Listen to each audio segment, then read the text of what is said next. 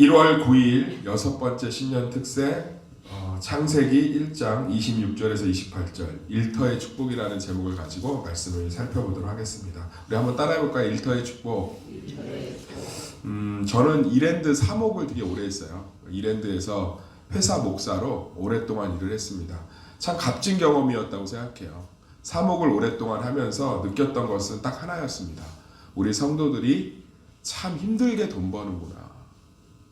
목회자들이요, 젊었을 때 어떤 직업적인 경험이 있을 수 있지만 이 목회 현장에 좀 있어 보니까 성도들의 삶이 얼마나 치열한지 솔직히 잘 알지 못합니다. 그러다 보니까 쉽게 세상 일이라든지 돈에 빠져 있다든지 먹고 사는 문제보다 하나님이 더 중요하다든지 이런 얘기들을 쉽게 하는데, 제가 현장에서 본 건 저 목회 힘들다는 얘기 솔직히 못합니다. 목사님 얼마나 힘드세요? 아니요. 우리 성도님들이 오늘 하루 일터에서 치열하게 살아갈 그 삶이 훨씬 더 힘드십니다. 그래서 제 안에는 두 가지가 생겼어요. 첫 번째는요, 예배를 와주시는 성도들이 너무 고맙고 사랑스럽습니다. 저는 예배를 드리고 준비하는 것이 직업이지만 삶에서 치열하게 살고 이 자리에 나와서 예배를 드리는 모든 성도님들이 귀하고 진심으로 축복합니다. 두 번째로는 헌금을 제가 함부로 사용할 수가 없어요. 솔직히 말하면 굉장히 부담됩니다. 왜냐하면 성도들이 어떻게 그 물질을 버는지를 두 눈으로 봤기 때문에, 어떻게 그 물질들을 하나님께 드리는지를 봤기 때문에 정말로 하나님이 기뻐하시는 곳에 흘려보내는 것에 최선을 다하고 있습니다. 그래야 하나님이 새로 채우시거든요. 그리고 성도들의 일터를 위해서 날마다 기도하고 있습니다. 그래서 요즘 우리 성도들의 경제적인 상황이나 일터가 조금씩 나아지는 소식들을 많이 듣습니다. 조금 어려운 분이 있으시면 우리 교회에서 기대하셔도 좋습니다. 하나님께서 놀랍게 우리의 일터를 새롭게 하실 것입니다. 축복하실 것입니다. 저는 그래서 참 그 시간이 귀했다고 생각을 해요. 그런데 참 많은 크리스천들, 성도님들을 보면서 안타까운 게 뭐냐면, 이 일이라는 것이 성경적으로 무엇인지를 잘 몰라요. 일을 그저 돈 버는 수단으로 여깁니다. 그래서 평생 뼈 빠지게 돈만 벌다 가요. 그런데 일에 대한 성경적인 의미는 하나님이 세상을 창조하시고 그것을 우리에게 맡기신 것이 직업인 줄 믿습니다. 한번 따라해 봅시다. 하나님이 세상을 창조하시고 그것을 우리에게 맡기심. 그게 일인 거예요. 여기도 써 있잖아요. 하나님이 이르시되 우리의 형상을 따라 우리의 모양대로 사람을 만들고 그들로 하나님이 창조한 바다의 물고기와 하늘의 새와 가축과 온 땅과 땅에 기는 모든 것을 다스리게 하자. 이게 동물 조련에 대한 이야기가 아니라 하나님이 창조한 모든 것을 하나님 스스로 운영하지 않으시고 우리에게 위탁하시고 맡기셨다는 거예요. 하나님은 아이들을 가르치실 수 있습니다.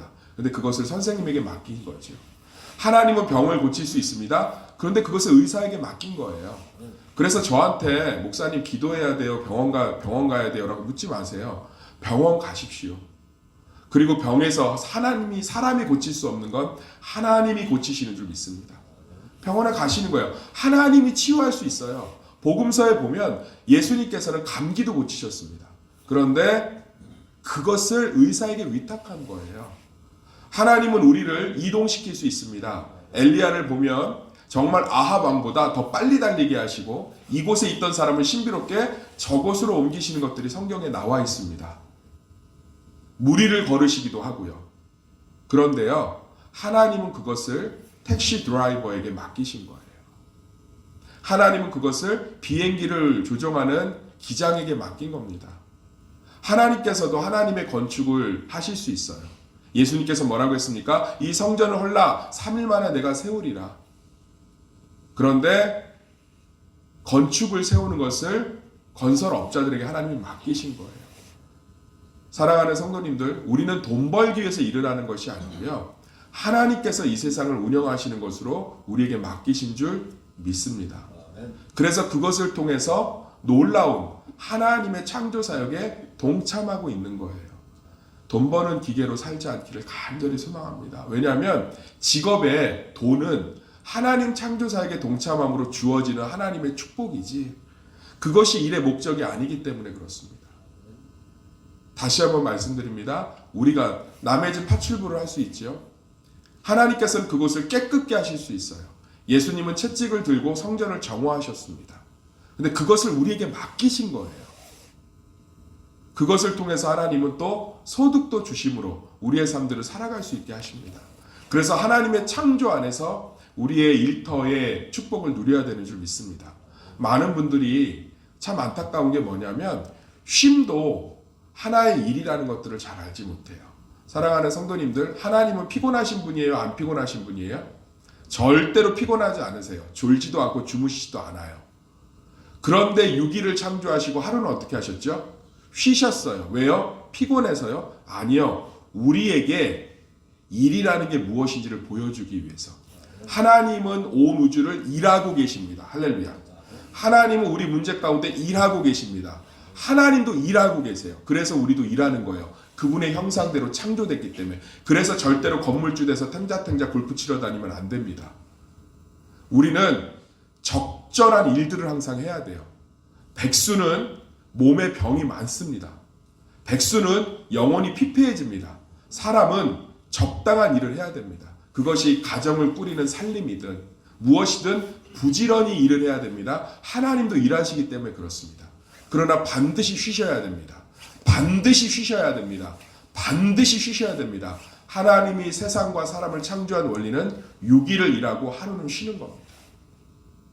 그런데 많은 사람들이 쉼을 그저 잠이라고 생각합니다. 여행이라고 생각합니다. 그것도 하나님이 다 보여주셨어요. 하나님은 6일을 일하시고 주무시지 않았어요. 6일을 일하시고 여행을 떠나지 않았습니다. 6일을 일하시고 예배, 안식일을 선언하심으로 하나님과 성도와 교제하게끔 만드셨습니다. 참된 교제는, 참된 쉼은 교제에서 나옵니다. 좋은 교제에서 나옵니다. 그래서 교회 와서 교제해라 이 뜻이 아니고요. 참된 쉼은 하나님과의 교제에 있는 줄 믿습니다. 우리 영혼의 참된 쉼, 그로 인한 육신의 쉼은 참된 교제에 있어요. 그래서 쉴 때 가족들과 교제하고 내가 하나님과 교제하고 이런 것들을 생각한다면 우리는 놀라운 회복을 경험할 수 있어요. 그리고 다시금 또 일터에서 열심히 일할 수 있습니다. 24시간 365일 개처럼 벌어서 정승처럼 쓴다. 절대 안 됩니다. 그래서 몸이 아픈 거예요. 몸이 탈이 나는 겁니다. 그래서 몸이 무너지는 거예요. 하나님 그렇게 만드시지 않았거든요. 저도 적절하게 쉬는 것이 맞습니다. 이제 조금씩 강도사님에게 설교도 좀 넘기고 있고요. 제가 조금씩 하던 일들을 위원회에게 위임하고도 있고요. 많은 분들이 도와주셔서 이제 조금씩 이제 제가 쉬면서 하나님과 성도를 섬길 수 있도록 하고 있습니다. 사랑하는 성도님들, 어쩔 수 없는 상황에서 일을 하는 사람들이 있습니다. 갑자기 생계가 어려워져서 급하게 많이 일을 해야 되는 경우도 있을 수 있죠. 그런 경우도 이제 하나님께서 어느 정도 내 경제적인 여건들을 풀어주시면 반드시 쉬셔야 됩니다. 새소막교회 성도님들, 이 지역은 경제적 수준이 높지 않습니다. 다시 한번 말씀드리겠습니다. 쉬셔야 됩니다. 일을 한 만큼 가족들과 온전히 자녀들과 교제하며 쉬셔야 됩니다. 부부는 부부끼리 쉬셔야 됩니다. 그 시간을 통해서 놀라운 일이 벌어지는 거예요. 사랑하는 성도님들, 제발 하나님의 일을 하는 것을 단순히 돈벌이의 수단이 아니라 하나님 사역에 동참하고 있음을 알고 정직하고 성실하게 일하시길 소망합니다. 이 설교를 듣고 한 청년이 이 야채 가게를 계획하고 있습니다. 그래서 왜 그렇게 야채 가게를 계획하냐고 그랬더니 너무 이 야채가 그 유통이라는 게 부정직하고 너무 그래서 동네에 정말 양심적인 좋은 야채 가게가 있으면 참 좋겠다. 그래서 청년 야채 가게라고 해서 한때 광풍이 일었던 게 있어요. 그 사람 크리스천이에요. 이런 일터에 대한 설교를 듣고 소망이 생겼어요. 정말 야채를 얼마나 정직하게 파는지 신선하게 사람들이 드글드글합니다. 사랑하는 성도님들, 돈을 버는 수단이 아니라 하나님 사역에 동참하는 거죠. 폐지를 주어도 이 세상을 하나님이 깨끗게 하실 수 있지만 내 손을 통해서 그 일을 하고 계신 거예요. 할렐루야. 그래서 당당하셔야 돼요. 그래서 멋있어야 됩니다. 어떤 직업을 보고 왜 저런 거래? 라고 하시면 안 돼요. 하나님 사역에 다 동참하고 있기 때문에 그런 줄 믿습니다. 공공 화장실을 하나님은 새롭게 하실 수 있습니다. 말로 한마디만 명령하면 깨끗게 하실 수 있어요. 그곳을 깨끗게 하는 것을 우리 손에 맡기셨습니다. 할렐루야. 사랑하는 성도님들, 가정에서 살림을 하고 자녀를 뒷바라지 하는 것, 가정을 하나님은 꾸리실 수 있습니다. 예수님도 목수가 되셔서 30년 동안 가정을 꾸리셨습니다. 그런데 그 가정을 꾸리는 것을 우리에게 맡기신 거예요. 할렐루야. 집안에서 살림한다고 소뚜껑이랑 운전하지 밖에 나와서 운전한다고 그런 소리 하면 안 됩니다. 우리가 하는 모든 일은 하나님 창조사역에 동참하고 있는 최고의 일인 줄 믿습니다. 그래서 하나님은 우리의 일터를 축복하십니다. 우리 어머니들이 일하고 있는 가정을 축복하시고, 우리 남편들이 일하고 있는 가정을 일터를 축복하시고, 우리 자녀들이 일하고 있는 일터를 축복하시는 줄 믿습니다. 마인드를 바꾸셔야 됩니다. 내가 하는 일은 하나님 창조사역에 동참이구나. 영업을 하실 수도 있습니다. 판매를 하실 수도 있습니다.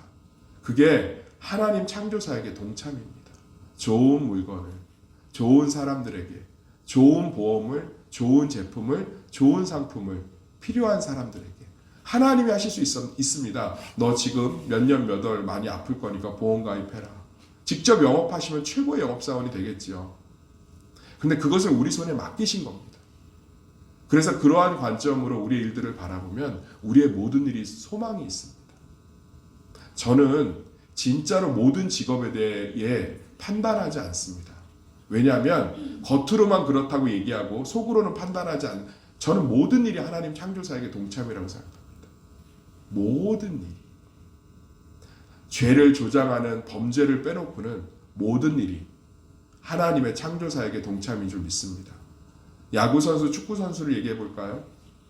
내가 반드시 유럽에 진출해서 성공할 거야. 이런 목적도 중요하지만 세상에 즐기는 자를 감당할 수 없다고 그러잖아요. 하나님께서 우리에게 직접 기쁨을 주실 수 있습니다.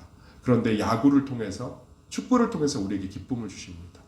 그 축구선수, 야구선수도 하나님의 창조사역의 동참인 거죠. 아멘. 이건 놀라운 거예요. 놀라운 겁니다.